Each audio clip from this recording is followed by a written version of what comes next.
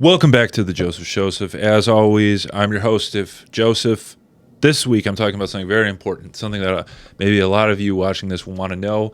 This is around how do you make a movie?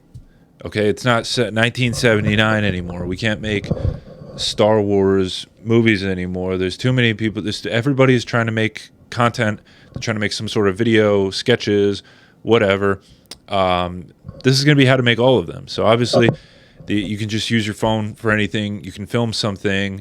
But this is strictly, I'm speaking to the filmmakers, the people who want to make a narrative film that looks good, looks quality, and it's theater ready or it's viewer ready, however you want to look at it. Let's start with what I'll call section one, which is the idea. You got to have an idea. You need to come up with some concept. I'm sure a lot of people already have their concept. They have some idea of a story they want to tell and the format they want to tell it in, either short film format or sketch format or longer feature film format. However you want to write it, you need to come up with something, some sort of narrative structure that's moving the plot along. Okay, and how do you get those thoughts out of your head? You got to write them down. You got to type it. And how do you write a script? You can look that up. I don't know if I do it good, but you can look it up online. There's obviously places that will better educate you on how to write and format a script. What I like to do, because I think that if you're just writing a script, I don't think that's the best idea, because then you're just kind of writing, dialogue heavy. You're not exactly in the scene. You're not going along with the story.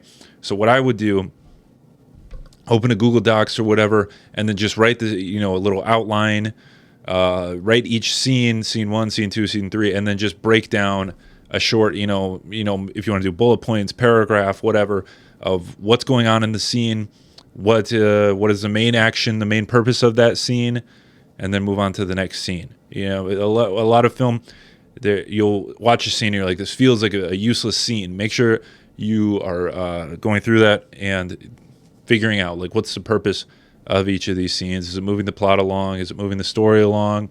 Does it help the characters in some way? Is it just a funny scene? I just want to throw something in there, whatever. But just make sure that the story makes sense and you're going through and writing each scene, and then take that outline and go to a script writing software and start writing the script.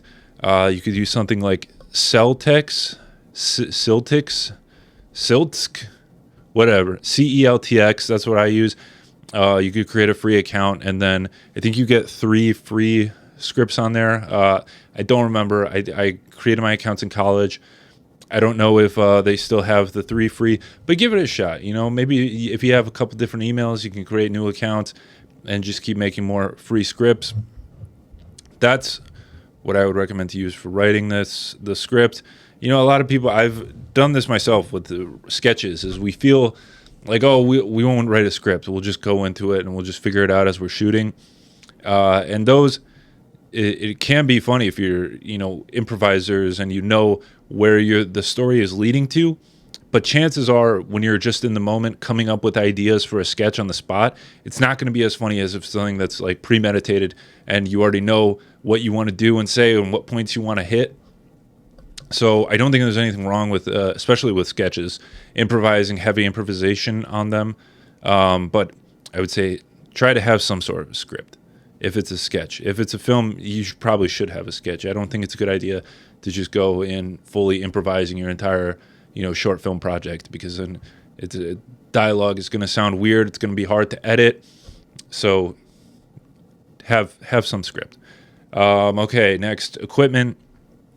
You're going to need some equipment. You have a script. This is my masterpiece. This is the beautiful story.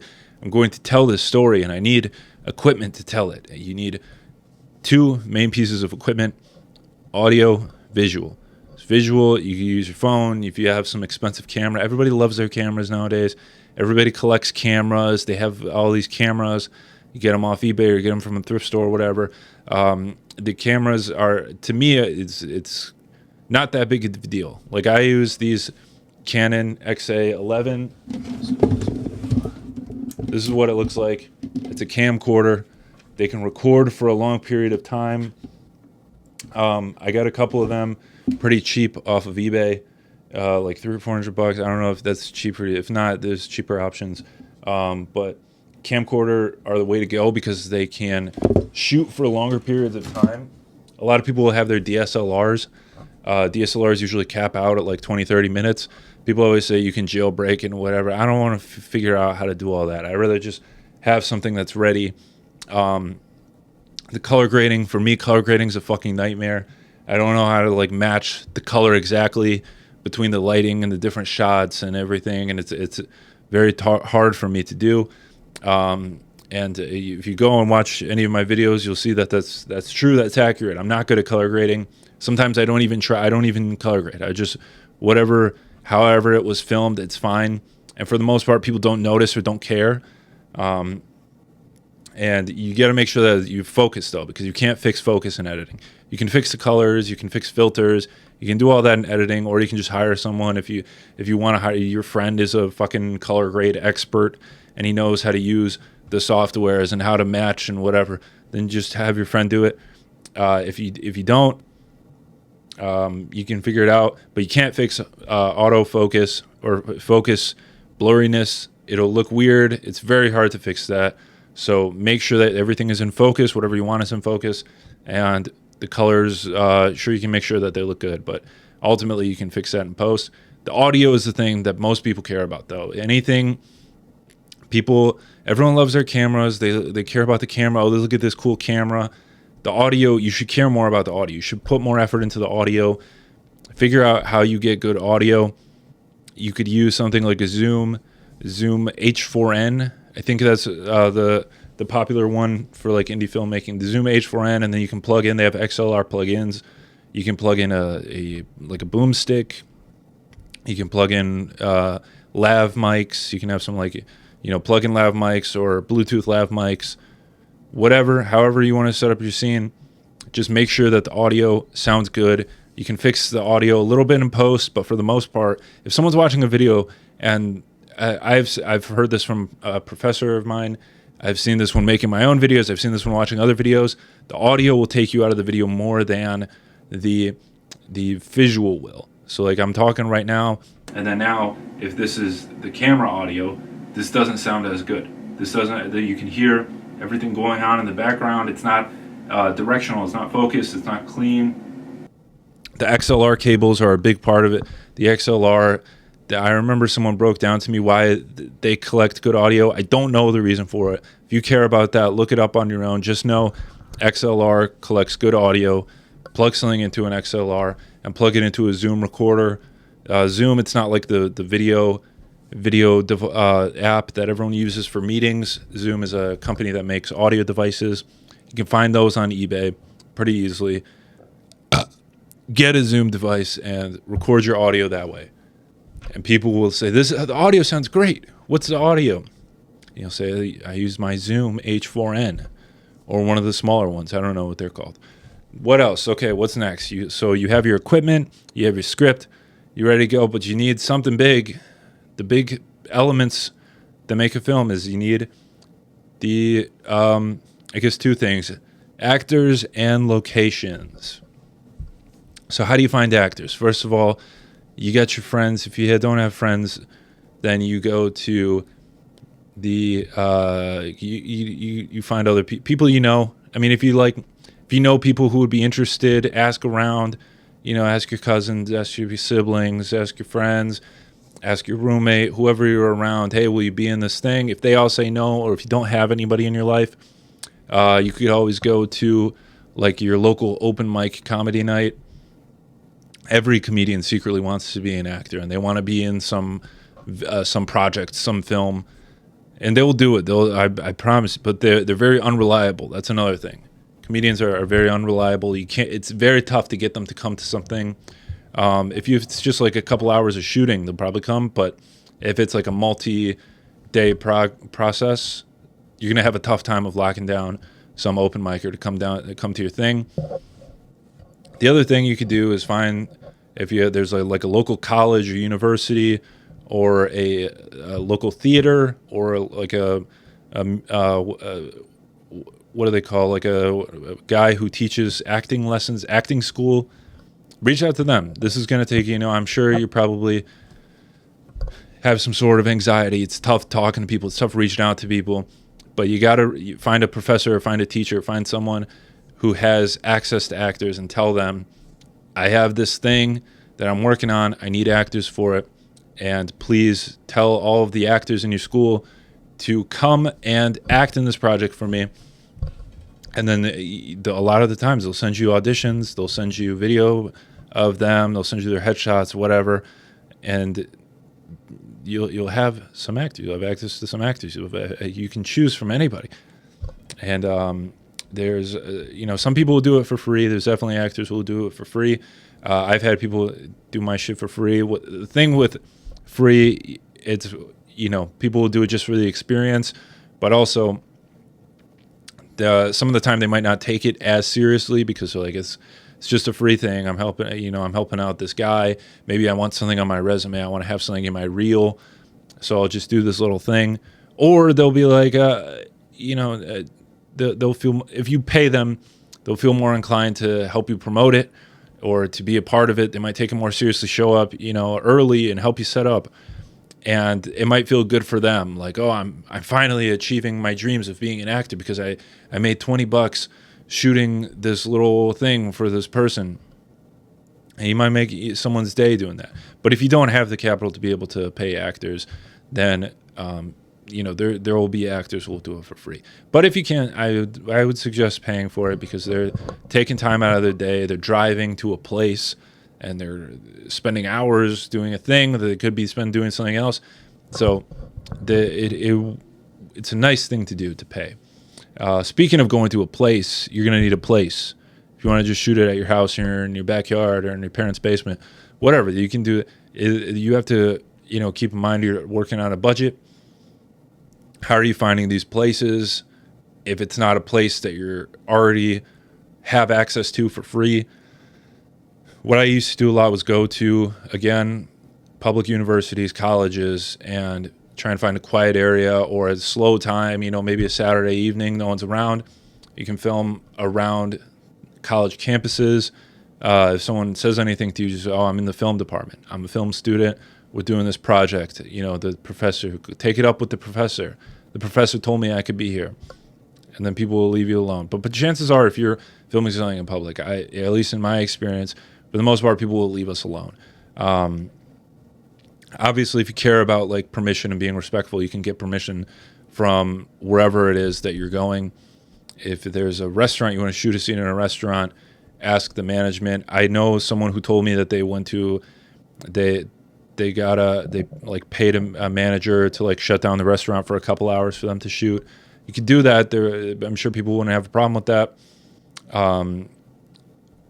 Like I said, you can film it guerrilla style. You could just ask politely, hey, can we film in here? And also, can we do it for free? Maybe just don't even suggest money. Just say, can we film in here for a couple hours during a slow time? Chances are you're fucking talking to some kid who's like a waiter on a summer job. Like, they're not going to care. They're going to let you do whatever. You can, what else? Any place you don't have access to. So you can go online. You can use websites like Peerspace. This isn't a sponsored video. I'm no sponsorship, but they have listings of locations and places nearby where you can rent out hourly and film or take photos, whatever. You can go online, find local photography studios or video studios. There's places around here where they have sets, like actual sets, and props and equipment. You can find places like that. Again, you'll have to pay to use a lot of those places unless you know someone who has access to a space and they'll let you go for free. And otherwise, you could just green screen it. You can just buy a green curtain off eBay or whatever, tape it to your wall, shoot in front of that. I'm in space. I'm in front of, a farm. Look at this. I personally I prefer not to use green screen because the lighting is weird, and then the keying effects, and you gotta, it blotches weird. If you prefer to shoot in person, but if you have access to a green screen, you want to shoot on green, go shoot on green screen. I don't care. If that's your vision, shoot on green screen. You want to make Star Wars, make a Star Wars on a green screen. Okay, so you got your locations, your actors, your equipment, you have your story. Here's another tough part, is the storyboarding. This is so you know where to shoot. I've done this before. I've done where I'm like, I don't need a storyboard. I don't need to. We'll go and we'll figure it out. And then when you're in the filming, it's very tough to figure out, because then now you're worried about placement and then continuity and then dialogue and conversation, where does it make sense, and then you're kind of figuring out where to have the camera on while you're going. Oh well, maybe we'll have it over here. Oh, but then we'll have. So what I would recommend is, once you have your place picked out, you can storyboard, which would be drawing each individual frame. This is going to take a very long time. I hate storyboarding. I don't usually do it because it's a pain in the ass, and I'm not good at drawing. Okay, some people, they have programs that they use for it. You could do that. I don't know any of those programs. What I prefer to do, and if you want to cut the time down of your storyboarding, what you could do is create a shot list. So you have your scene, and you read through your scene and the dialogue, and then you think in your head, where do I want the camera during each of these scenes? And then you write shot one, over the shoulder of character A, focused on character B. Shot two, over the shoulder of character B, focused on character A. And then you go back and forth, character A, character B. And then, final shot, wide shot, both characters walk out of the screen. And then draw just like a loose map image, like a bird's eye view of the scene. You draw like a little circle. This is character A, character B, and then draw a little backwards triangle over the shoulder of character A, and then you would just say shots 1, 3, 5, 7, 9, and then another triangle over the shoulder of character B. These are shots 2, 4, 6, 8, and then wide shot. You draw a little triangle out away from the characters and say this is shot 10, this is the wide shot. And that's just a good way, kind of easier way of visualizing, mapping out in your head, okay, this is where the camera is going to be for these scenes, this is where the camera is going to be for these shots, and then this is where the camera is going to be for this shot. You can get fancier with it. You can come up with your own little linguistics for how to write it, how do you want it set up. But that's how I would do a shot list and a shot map. It makes it a lot easier, because on the day of, you memorized your shot map, and you're like, all right, camera's going to be here, and then camera's going to be here, and then camera's going to be here. And then you don't have to fucking deal with drawing each frame shot by shot. All right, so you're doing all that. You're going good. When you're doing dialogue, what I would suggest, because I've seen people do this before, where they shoot someone say a line, and then they move to over the shoulder of the other person. They have them say that line, and they move back. And then that's a waste of time, and the shots are going to look inconsistent and different, and you have to readjust. Just shoot the entire dialogue from one person's POV, and then shoot the entire dialogue from the other person's point of view, and then combine them. Just figure out how it will work. Don't get the other person's mouth in the shot. Reduce the audio, however you want to fix it. But it's easier just to do the whole shot, the whole dialogue once over, and then do the whole dialogue once over from the other person's POV, and then cut them together. It's ridiculous to me when I see people going back and forth. Like, just shoot the whole thing once. Okay, so you're done. You shot everything. You got all the good audio. You got all of that. Now, for to me, the fun part, and, maybe to other people it's not as fun, the editing. You have to sit down. You have to have a software that you're using to edit, and then you can, have your final product. I've been editing on Final Cut for years. I love it. I'm so used to it. I think I log into Final Cut every day of my life for the past 5 years. Final Cut is great. There's DaVinci. It's like kind of a free version of Final Cut. That one's not bad too. There's other softwares that are more expensive, less expensive, free, whatever. iMovie. What's the big one? The big famous one that everyone uses? Adobe, is that what it's called? Listen, I'm not gonna tell you which one you should use. You'll know which ones you could use. But I would use Final Cut because I like to. I'm used to it, and I like using the multicam feature. I love the multicam. It's saved me so much time. Sometimes if we'll shoot like a dialogue scene and we have two cameras set up at the same time and then just shoot them both, and then I can just cut between the two angles. So it makes that a lot easier. I love Final Cut. This isn't sponsored by Final Cut. Final Cut's the best. I will use Final Cut for the rest of my life. Now you're done. I think you should be done. This is you did all the things. You did it. You made it. Your video or your movie or your sketch, whatever. And now the big part is like, what do I do with it now? And I already made an episode about film festivals. So if you want to see how you should submit to film festivals, check out that video. But if you don't want to do that and you just want to watch this video, then thanks for watching this one. And subscribe for more other videos similar to this one. Or, I talk about different things in every video. And then I also make other videos on other channels, but you don't have to worry about that. You can just focus on this one, subscribe, leave a comment, whatever. Big peace.